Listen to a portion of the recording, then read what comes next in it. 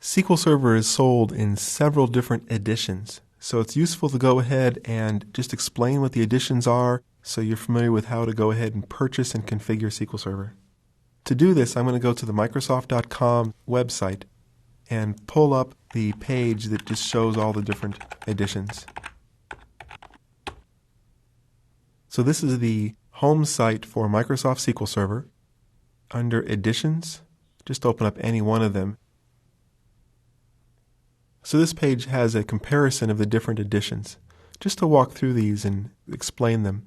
The most common edition is Standard. The Standard edition allows you to have up to 4 physical sockets for the CPU and includes all the features normally used within SQL Server except for the real high-end features for Enterprise, and we'll talk about that in a second. But I want to make sure you understand that the number of CPU limitation here, as far as 1, 2, 4, or no limit, is based not upon the number of logical cores within the CPU, but you're only charged for the physical socket. So if you have a dual core or a quad core processor inside your server, you can really save a lot of money by licensing it only for, say, 2 CPUs, and those 2 CPUs are each quad core CPUs, which can save you a lot of money as far as licensing it. Let's go ahead and walk through these then. Express is the replacement for the old MSDN or desktop edition of SQL Server that we had back in SQL Server 2000. Express is completely free.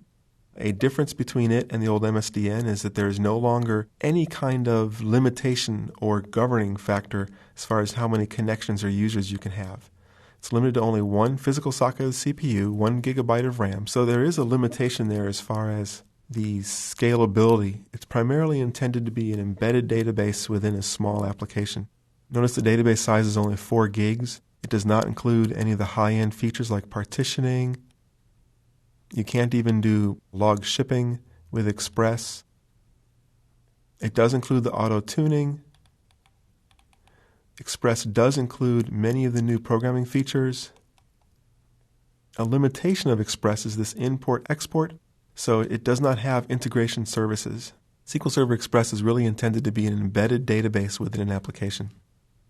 The Workgroup Edition is really intended to be a sub-server which is connected to other databases or other servers that are standard or enterprise. By itself, it does not have mirroring, failover clustering. Some of the other features missing, integrated services, are not a part of Workgroup, either the basic or advanced. The nice thing about Workgroup is that it does include reporting services and report builder, so you can get by with Workgroup for some smaller applications. I would say most of the databases, most of the needs are met by Standard. A number of clients that I know have in the past gone to Enterprise just so they could have more memory or more CPUs. But Standard, allowing you to have 4 CPUs or 4 sockets with multiple CPU cores, really gets around that problem. The memory limitation of Standard was lifted from 2000-2005, and it's dependent now only by the operating system. There is a 64-bit version for it, and there's no database size at all. So a number of shops assume they need to go to Enterprise when really Standard will work fine for them.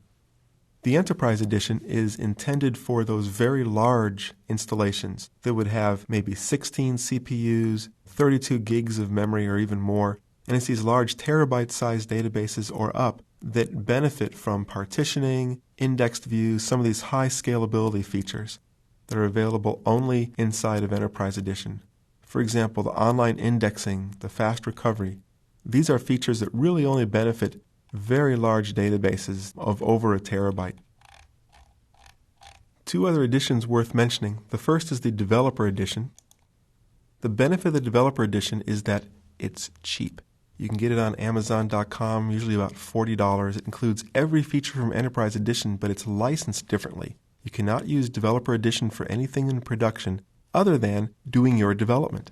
So Developer Edition is very cool. It's easy to load up. It loads up on a workstation class operating system like Windows XP, where Enterprise Edition would not load up on that operating system. Another one to talk about is Mobile Edition, which was renamed SQL Everywhere, which was renamed Compact Edition. So you'll see all 3 of those names floating around as people blog about this or talk about this. The real point of SQL Server 2005 Compact Edition is it allows you to deploy SQL Server databases on even handheld devices. So think about the scalability here. When you're working with SQL Server 2005, you can develop it on your notebook, test it on a small server, scale it all the way up to the largest 64-bit servers. You can also take your same database and scale it down to only handheld devices and tie them all together with replication if you need to. SQL Server 2005, lots of different editions. Use the right edition for the right purpose. One feature they did include in the mobile version or edition of SQL Server 2005 is the ability to replicate. So it can be used in replication to connect to one of the other editions, which is very cool. Some of the applications you can build with Mobile Edition or Compact Edition gives you a lot of capabilities on your smart client, whether it's a mobile phone or some type of small handheld device that can then replicate back up. So that's also very cool.